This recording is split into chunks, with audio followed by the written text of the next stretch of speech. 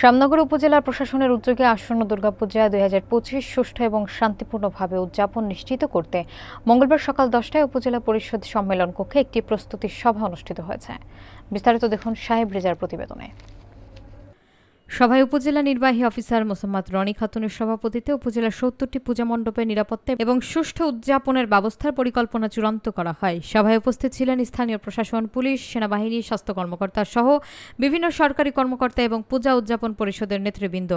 শ্যামনগরে এবারের শারদীয় দুর্গাপূজা 2025 উপলক্ষে মোট 70টি পূজা মণ্ডপে পূজা উদযাপনের পরিকল্পনা করা হয়েছে।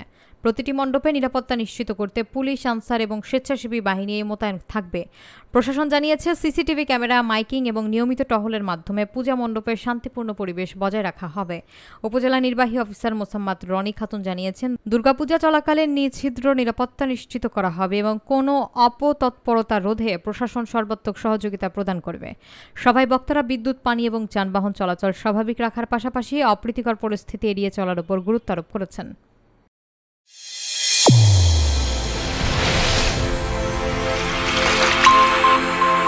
চ্যানেল A1 হৃদয়ের স্পন্দন।